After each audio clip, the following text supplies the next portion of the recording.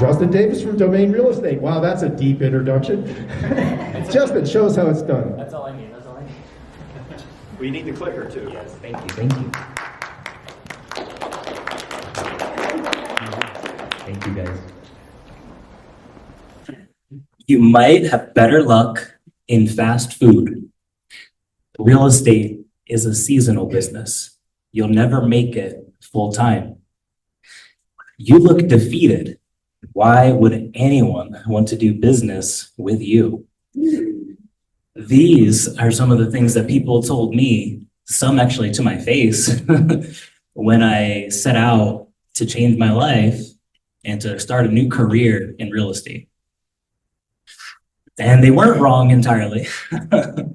The last few years of my life, prior to that moment, in rapid succession, were pretty crazy.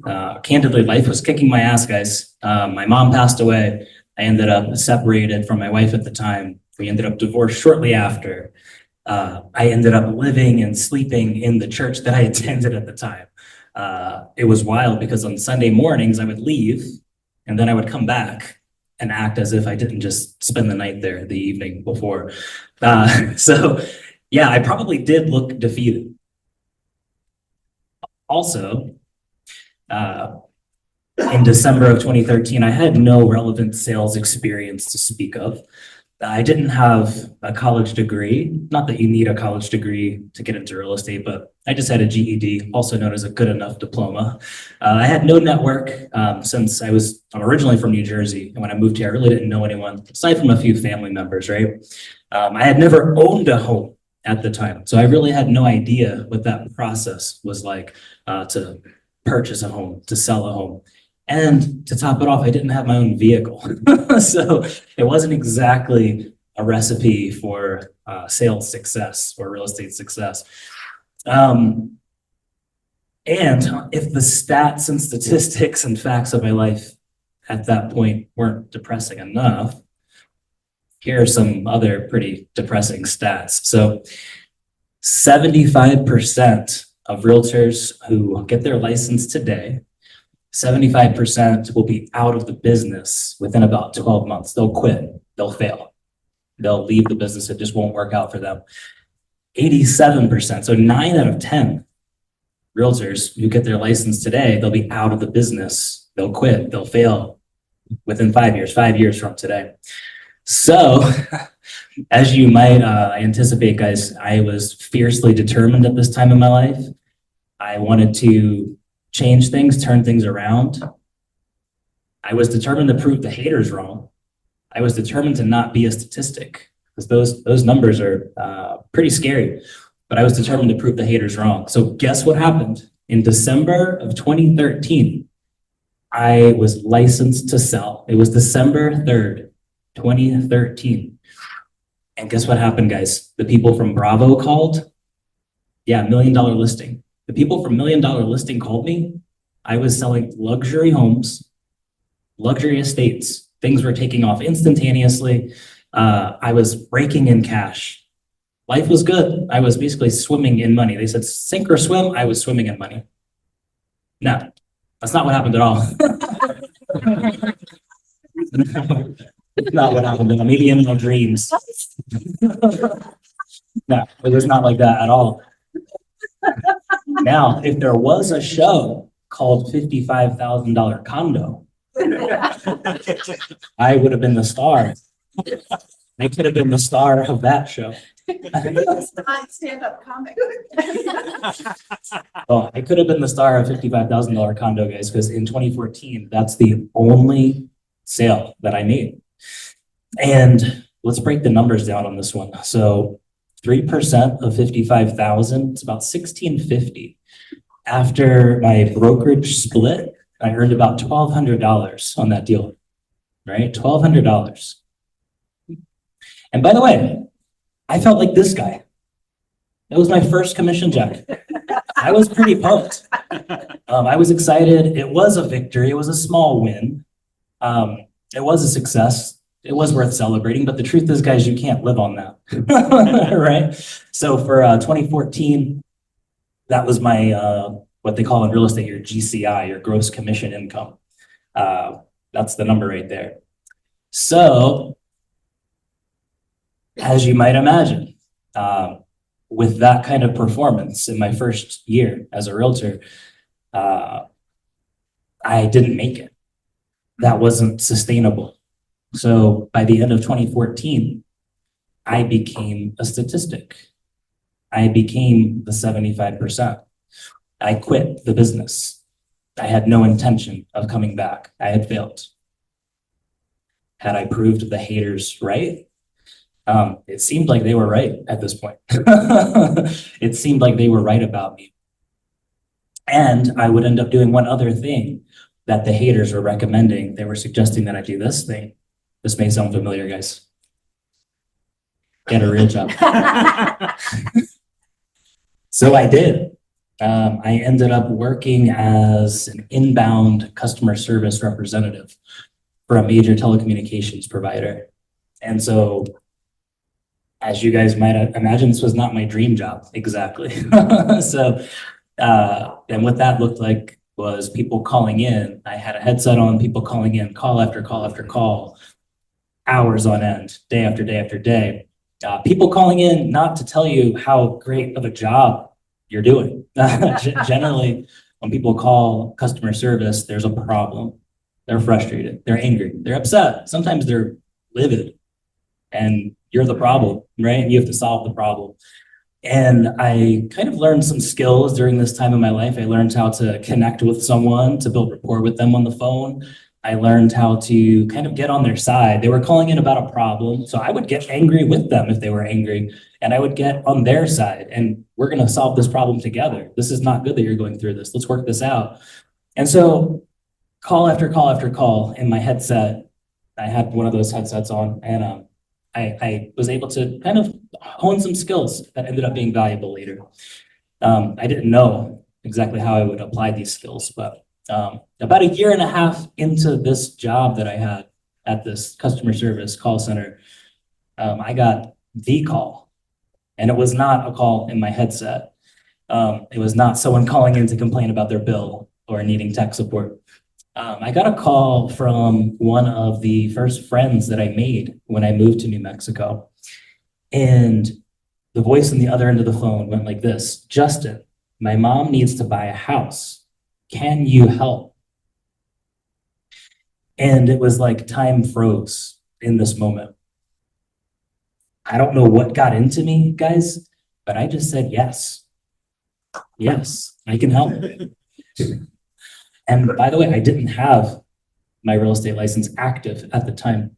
I was in what's called inactive status. So I did, tell my friend what I had to do to be able to help. I was like, hey, I need to take a couple of steps. I need to get my license back in active status, and I need to sign on with a local brokerage. So I hustled, I scrambled to get everything together. And it couldn't have been more than a couple of weeks later when I call my friend and I say, hey, great news. I'm back in business. Let's go find your mom her dream home. The voice on the other end of the phone said, Justin, I'm so sorry. My mom contacted someone else, and she needed to move, and she's already in the process of purchasing another home with someone else. I'm so sorry. So kind of another letdown, right? Another disappointment. Bummer, right? But no, arguably, I was in the same exact position that I was before my friend called me. In fact, I was in a better position now. Now, not only did I have my full-time job, but I also had my real estate license. I was licensed to sell again. This is basically real estate 2.0 for me, right? So what ended up happening over the next few months, I had a couple of epiphanies, a couple of light bulb moments while I went about my day-to-day, still working in the call center full-time. I had a couple of revelations, and maybe these seem kind of obvious to some of you guys, but at the time, these were life-changing epiphanies for me, if you can believe it. I just realized that basically what I was doing on a day-to-day basis, people were calling in, I was helping them with their problems, right? And I just kind of realized this is the essence of what business is, people, and helping them with their problems. If people can know, like, and trust you, they'll do business with you. They'll feel good about you. They'll feel comfortable trusting you with their business and their needs. So that was one of these moments that I had that I realized was just kind of a light bulb. And it gave me confidence. I felt like maybe I could succeed in other environments, maybe real estate. I also started to focus on what I had going for me as opposed to what I didn't have, right? What I had versus what I didn't have. And I was like, okay, wow, even this job that I have is a major asset. I should be thankful for this. The stability that I was able to get from that job, the paycheck every 2 weeks, health insurance, just these things that I started to think about. Then in this position, actually having my real estate license, this was another asset that I could perhaps utilize. Then I started to think about some of the basics, like, wow, 2 legs, 2 arms, health, 2 eyes, the ability to speak and communicate, communication skills that were being honed at this job. That was basically like a customer service boot camp of sorts, as you can imagine. And then I thought about another asset that I had, which was my time. And at the time I was working what's called a 4-10s schedule at the call center. So this basically meant that I was working 4 days a week, 10-hour shifts with a lunch break or other breaks. You're basically there for roughly 12 hours per day. But I had these other 3 days that I could use that I started to view as an asset. How can I use this?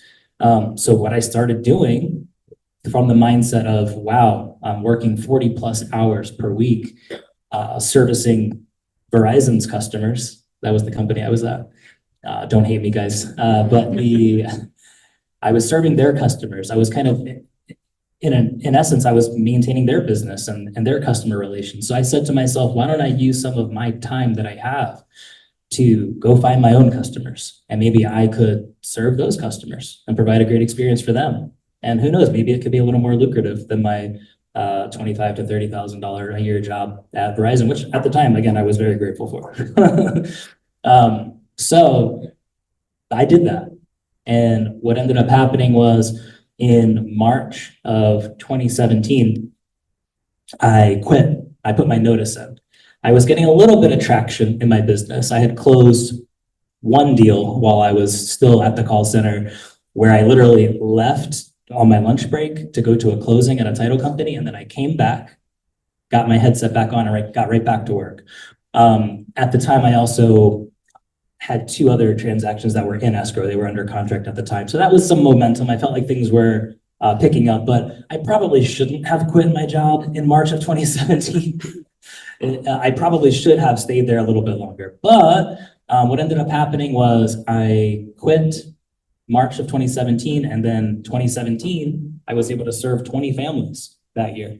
And I was able to, remember in 2014, I sold $55,000 worth of real estate. In 2017, I was able to sell 3.7 million and serve 20 families. In 2018, I was able to serve 30 families and I sold about $6.3 million worth of real estate. 2019, I was able to serve 49 families and I was able to sell just under $12 million worth of real estate. I basically was able to 10x the income that I made at the call center, right? So I guess the takeaway that I want everyone to get out of this is just because you try something and it doesn't work out the first time, it doesn't mean it won't work out the next time. And the time after that, and the time after that, the time after that. You may have an idea that you worked on. Maybe it didn't work. Maybe the market wasn't ready for it. Maybe you weren't ready. There are so many factors that go into your current venture or your next venture. And here I am now, going into my 9th year doing this full time. Last year, I established my own little independent real estate brokerage called Domain Real Estate ABQ. After, I had learned a ton of great things at various different companies over the years, but I wanted to start my own thing. This is what I've been able to do in my career this time. So I went from $55,000, one transaction, Justin Davis 1.0, Justin Davis Real Estate 2.0. I've been able to serve almost 270 families and sell over $75 million worth of real estate this time around. So I just want you guys to know it's possible. Prove the haters wrong. You can do it. Try again, try again, try again, and you can succeed.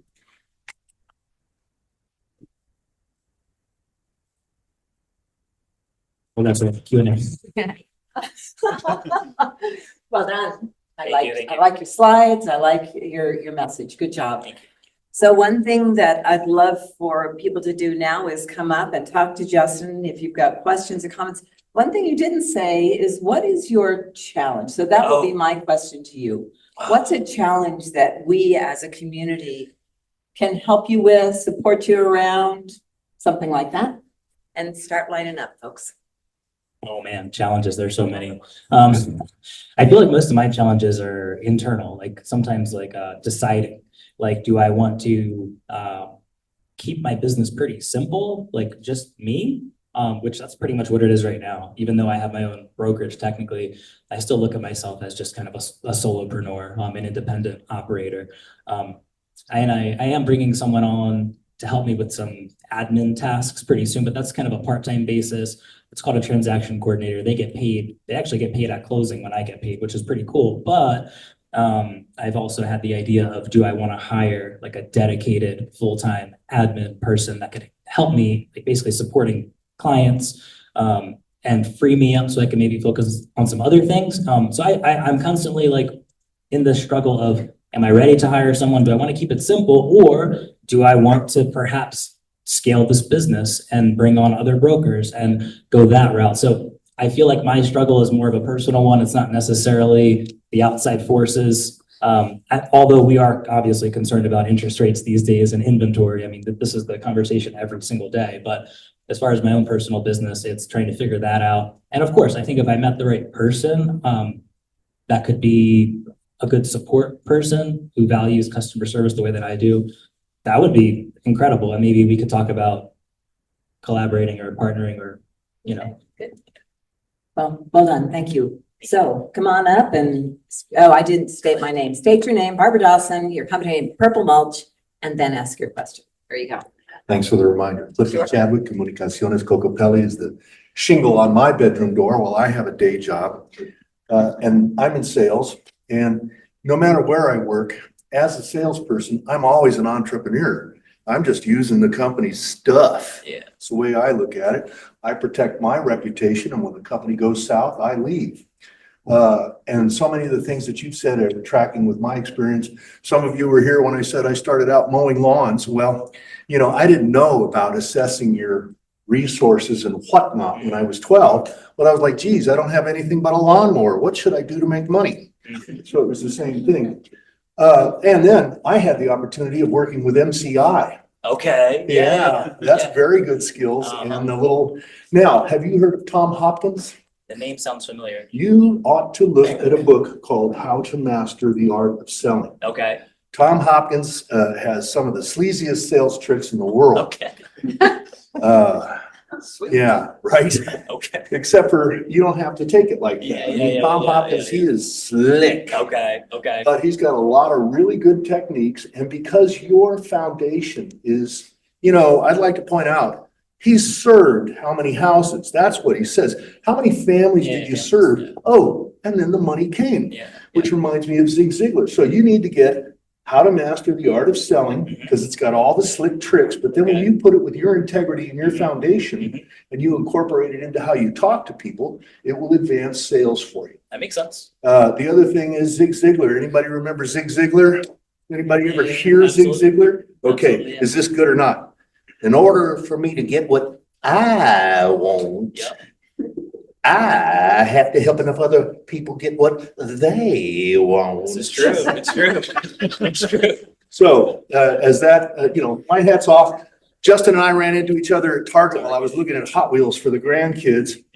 And he's got a good rapport developing, you know, then we're sitting down over here. It's like, hey, remember Target? So anyway, hats off. I appreciate your experience. And, you know, your good enough degree is clearly good enough. It seems like you've educated yourself pretty well. Thank you. Thank you. Wow. No, that means a lot to me. Yeah, I was very nervous, guys. Thank you for allowing me to do this. My heart was pounding. So thank you. But no, that's good stuff. Oh yeah. Good morning, Justin. All right. John Patrick. It's nice to meet you. I'm developing an art business and I have entrepreneurial, a lot of things going on, music, sound baths, art, lots of pursuits. So one of the things I wanted to kind of ask you is like your passion and your love for what you do. Explain that a little bit to us. Why you're doing it, like what the heart is in that work. Oh, this is a good one. Me and Barbara talked about this a little bit. Another like revelation that I had recently, because I literally was having coffee with someone and I asked this person who also happened to be a brokerage owner in town. And I was just curious. I said, do you love real estate? And she said, yes, I love it. I love it. And I was like, I don't. And this was the revelation that I had, was I don't necessarily love the day-to-day all the time. I mean, there are times where I really do love it. And there are times I really enjoy it, but also not. So I think my light bulb, another new light bulb moment for me was what I'm actually doing on a day-to-day basis kind of becomes secondary to how I treat people in the process and the experience that I can create for a client in the process from beginning to end. And also, you know, beyond the sale, beyond the closing, being there for them. And these little extras, and it sounds so cheesy, but around Thanksgiving, I was like out delivering pumpkin pies and apple pies to clients door to door. I was out delivering Christmas trees to clients and setting up the Christmas tree in the client's home. Actually, Ed helped me make a video about that. If you look me up on Facebook or Instagram, you'll find my video of my Christmas tree deliveries. But I was like so excited in those moments to do these different things that were just not the day-to-day, because after I'm going on my 9th year doing this, it's the longest career I've ever had, the longest job I've ever had. So I kind of sometimes would find myself getting, how do you say, like going through the motions. It becomes monotonous when you're doing the same thing over and over and over again. So those things were the things that kept me excited. Just the different ways that I could, I don't know, customize an experience, enhance an experience. Because arguably the service that I provide, it's arguably a commodity. I mean, it's not that hard to get your real estate license. I don't want to say anyone could do it, but I mean, look at me. You know, I figured it out. So I think that would be, that's something that comes to mind. If that man, I know that may not answer the question directly, but I think it's like putting your unique fingerprint on what you do to make it more exciting for you, if that makes sense. Does that make sense? Yes, yes. I know, that's like, do you have anything else? Well, yeah, so my other comment is your origin story. And I have a similar out of high school, homeless for a while, El Paso, not a place you want to be like camping out, you know, with, well, anyways. So like the humble, you know, upbringing and like development of your career. And I have a philosophy about life and about all the things that I do, that nothing is wasted. No experiences are wasted. And sometimes we need a little bit of butt kicking to kind of get our focus. 100%. And so when you talked about that call center, I mean, I was like cracking up so deep. It's like, oh man, like everyone needs, like I waited tables. Me too. You know, when I was like 30 years ago and then recently 2 years ago, and I kind of needed that humbling again to kind of like, you know, remind me, oh, but being in service of people and having those dialogues and communication is like that kind of boot camp, I feel is so invaluable to people. And there's no job that is, if you're doing a legitimate job to help people and you're reaching out to people and you're providing a service, there's no, I don't know, how do you explain it? It's like people have this ego thing where it's like, I won't do that. That's below me. And it's kind of like you do those kind of things. And it's like, wow, you know, people all over the United States are doing blue collar jobs that kind of seem like, and they're providing the infrastructure to the country. And then you kind of get into this other level where you're like servicing people, you know, selling houses. It's the same, it's a human connection. You're just providing a different service. Yeah. You know, and also like what you're doing, which I think is important, is you're help grounding people and their families and supporting their life in a way that like there aren't a lot of jobs that do that for people. So my heart goes out to you, keep doing what you're doing. And I want to have a conversation with you later after we're finished. Okay, thank you, Justin. Appreciate you. Nice to meet you. Thank you. Oh, that's good stuff. Justin, we do have 2 questions online. Vivek, Okay. do you want to unmute yourself? Did I say that right? Yes. Justin, at the end of your presentation, you had this question, or do I want to hire somebody full time versus do I want to bring on a new broker to add to your, a new agent to add to your company? I'm wondering, like, have you done any sort of pros and cons analysis for yourself of these different options?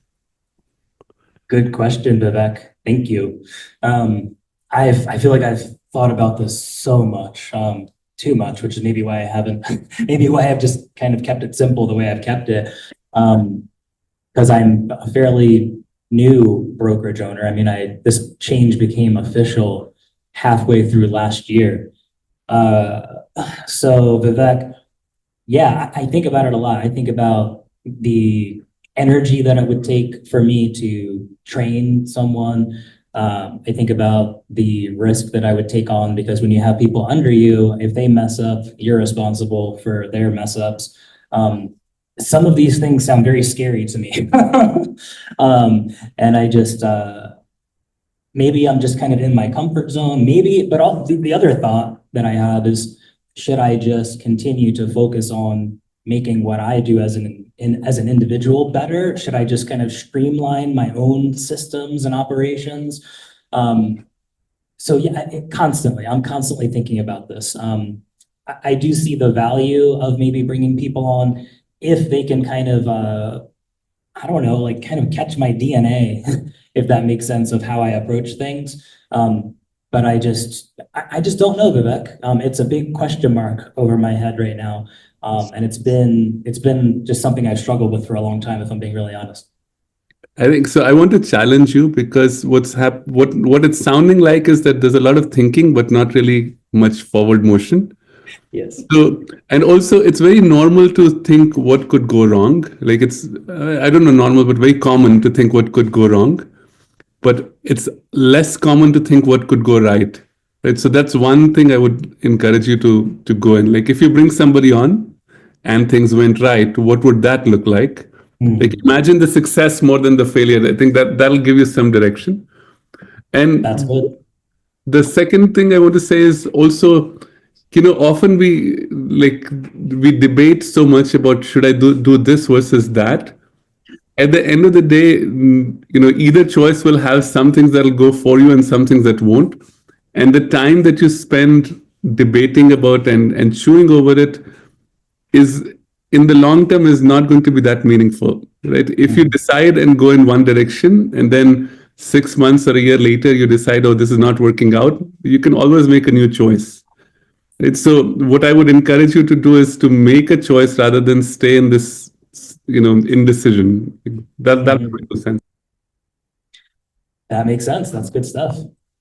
That's really good. And also I have noticed, like in my own business, like now, like being really candid, like numbers and facts and figures, as an individual, my cap for what I've been able to produce, it seems to be about 12.5 million, and it seems to be about 49 transactions. Cause that's what, my little slide showed. That was my 2019, but that was also my 2020. It was almost identical. And then in 2021, I had the same volume, but I sold 15 less houses. That was actually a really good year. Picture that. But I've kind of found out that my cap is 12.5 million, 49 transactions. If I want to grow and do more than that, I really do need to bring people on. I need support. And there you answered it yourself. So go for it. That's true. Yeah. I appreciate that, Vivek. Let's connect after this as well. Sounds good. Thank you. Leah, do you want to unmute and go next? Sure. Justin, thank you so much for the presentation. It was really phenomenal and very encouraging. I'm a visual learner, so I liked all the visuals, and Cool. I appreciate when you spoke about seeing business as people and how that shift in perspective really kind of launched you into success. So I just wanted to see if you might speak a little bit more to the importance of that shift in perspective of seeing the business as people. So it's like more that personal connection and why that's so important to success. Thank you. Oh, wow. No, thank you for the question. I think that was maybe the change in me, in my mindset shift. And of course, like throughout this time, I was also like reading a ton of books on sales and everything I can get my hands on like persuasion and I mean, marketing, everything you can name.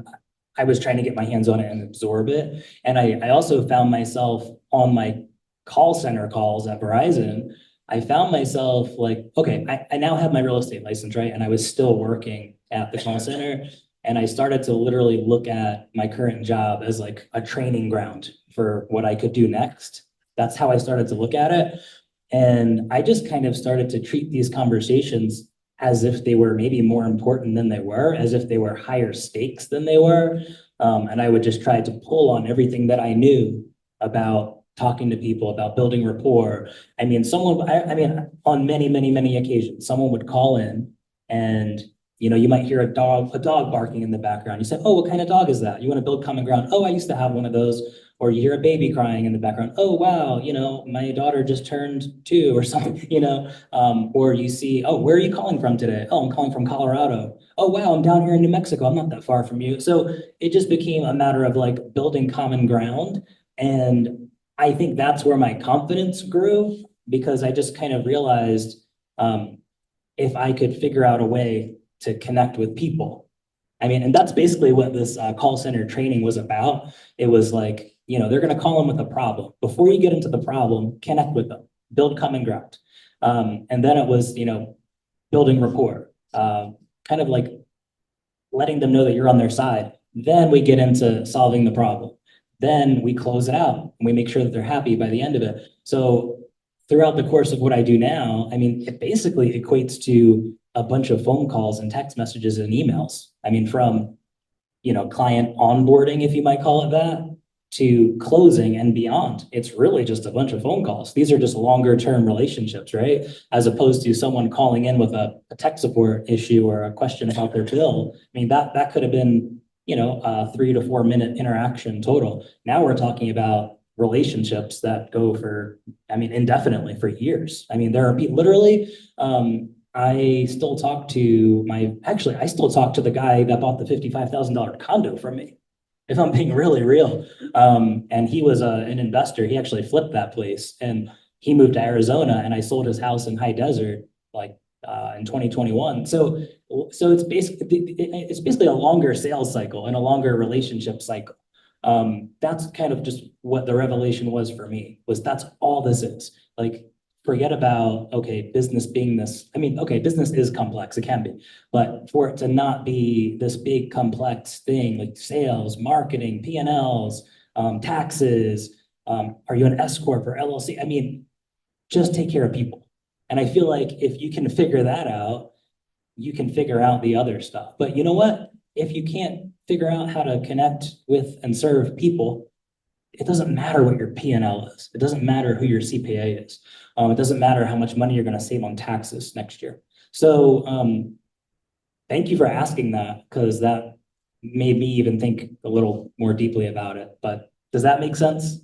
Yeah, absolutely. And I love that the guy you sold the $55,000 condo to eventually became your customer and you sold them, had another transaction. That's cool because it's that emotional connection that you build with people that's important, I think. And then the last question I had is, you said you're on Instagram and Facebook. Could you share your how to find you there? Oh yeah, on Instagram, it's just Justin Davis _real estate. And then I think if you look me up on Facebook, it's the same thing, Justin Davis Real Estate, like facebook.com/Justin Davis Real Estate. But yeah, look me up on there or even like friend me on the personal one. Thank you so much. Thank you. Hey, Justin, Brian Steiner. I don't know Benton. Yeah, we you met, actually we met, showed dude. me We and my met. wife Nadia a couple of houses.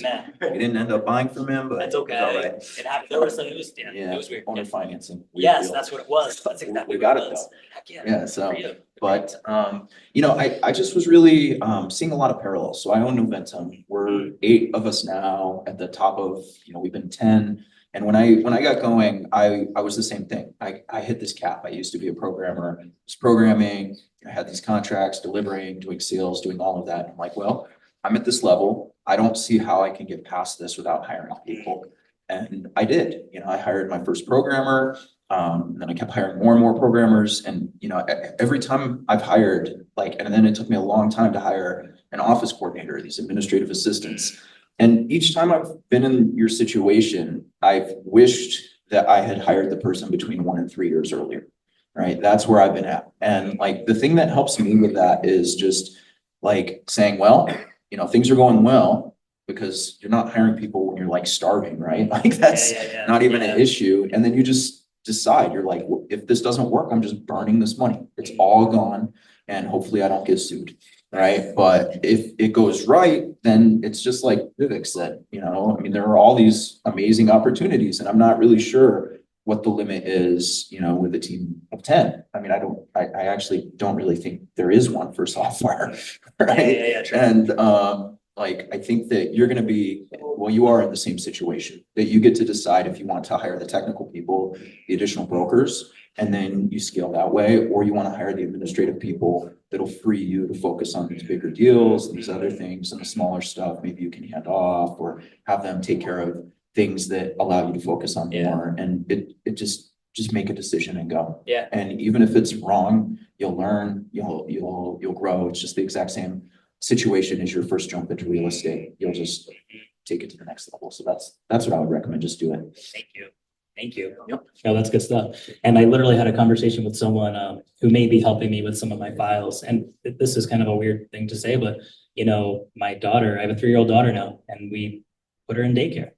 And that was the scariest. So arguably my daughter is more important than my business, right? So to be able to trust someone else with my business, it's something I need to overcome. It is. Cool. Thank you, ma'am.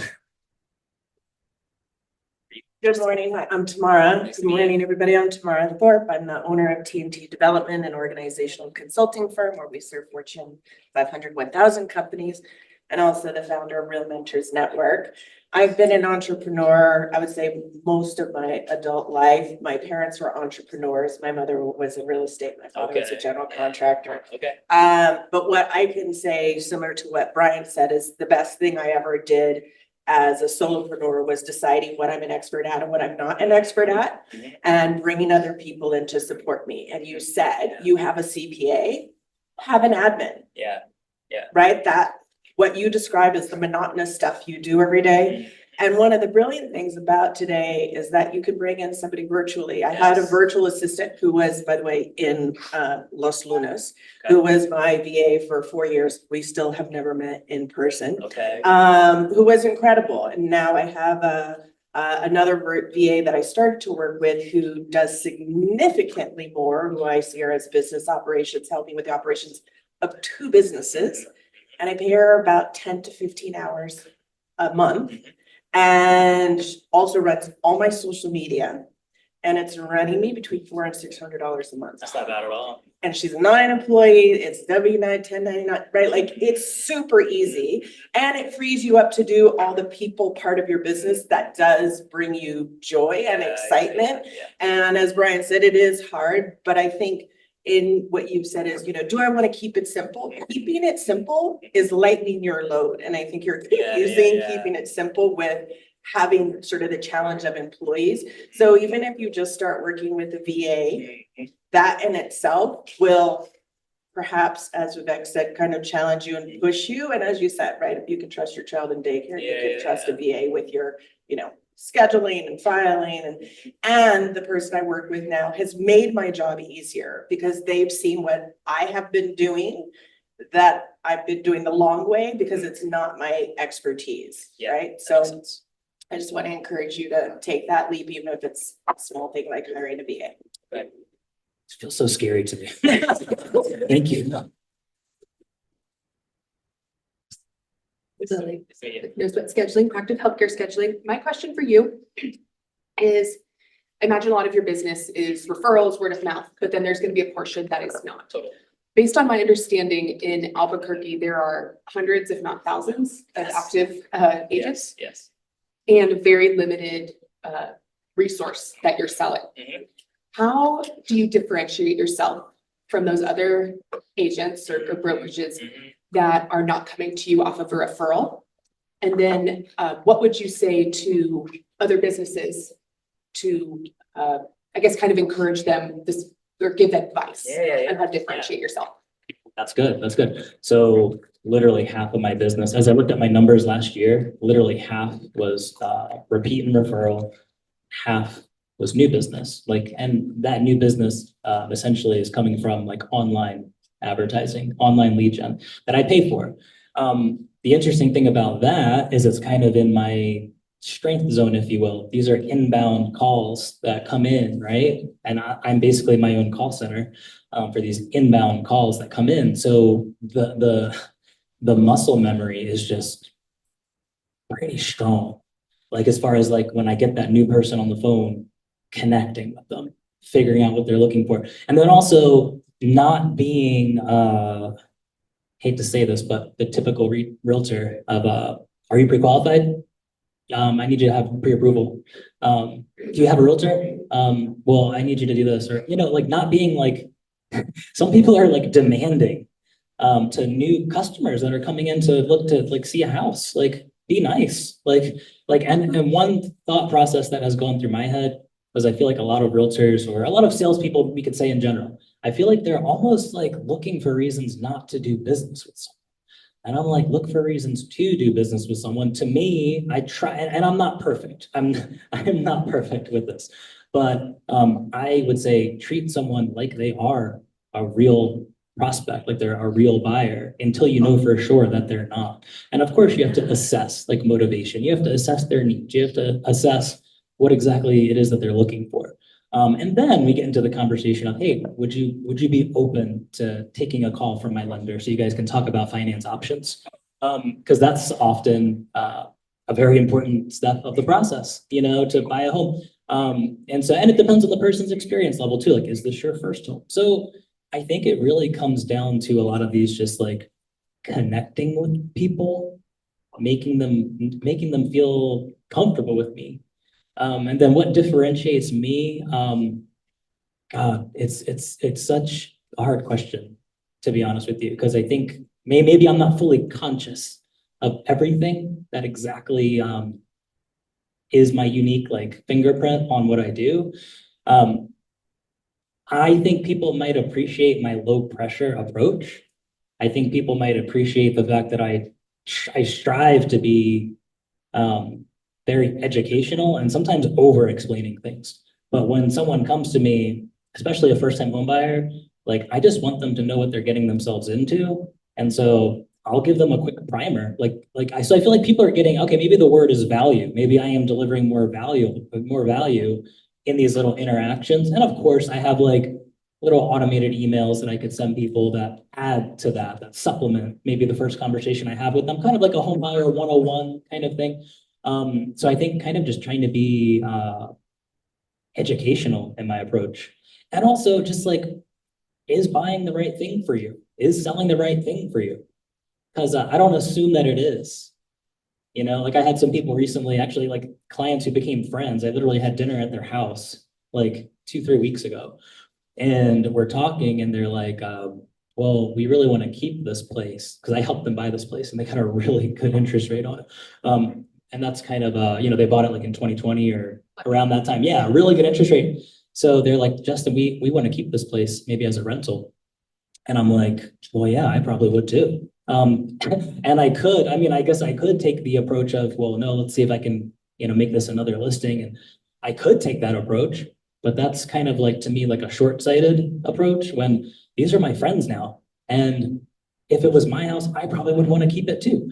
And granted, that's the problem with the whole inventory crisis right now. People are hoping me, and I said that to them, but hey, they own it now. It's their home now. They can do whatever they want with it. I have a couple of rental properties. It's kind of like a retirement plan, right? So that could be part of their retirement plan or their wealth building plan. So I hope that's another long-winded answer.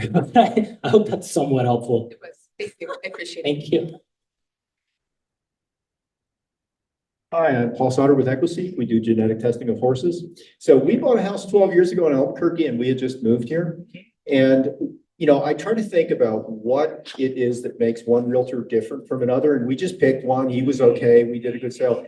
But now you've got a house, right? It was built in the sixties. There's a lot of stuff that breaks. Yeah. And there's a lot of people that say they can fix your house and they drive around with trucks that say they can fix your house. You're like, I don't know how many of these people have been to jail, right? So we call our realtor. Yeah. And we say, who's good for electrical, Yeah, who's good yeah. for plumbing? And that's the value add. So when someone says, who was your realtor and would you recommend them? Okay, 12 years, no transaction after that, but all of the time he's given us advice on maintaining the home. So if you have a network Yes. of people that can do good work on houses and don't have criminal records, that's a lot of value. I agree 100%. I agree. And it's funny, me and Victor were just talking. But yeah, that is a value add for sure. I'm back. So I hardly ever get to tell this story, but you know, your whole thing about pre-qualifying, everybody wants it to be easy. Sometimes it seems like I'm there to serve their business. And so that sucks. Anyway, I was working in the car business, which is back in the day, they'd say, you know, we play this game 3, 4, 5 times every day. Our customers play this game once every 5 years. We better win. It was really weird. But they were also not necessarily hard workers. And so everybody's driven up to a car lot and there's all these people standing there waiting for you. We used to call that being on point. Are you on point? Anyway, one day I'm at American Toyota in Wyoming and looking at the golf course across the street. I think there's a used car lot there now. And this woman and 2 women come walking along the sidewalk in the middle of the summer in their shorts. And they walk onto the lot. And all the pros around me are like going, you're new, you go.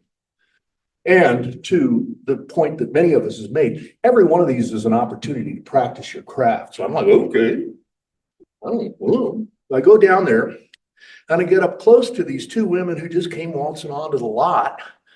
And, you know, I didn't notice it right away, but cut to the choice. One of them has this big, friggin' huge rock on her wedding band. Huge.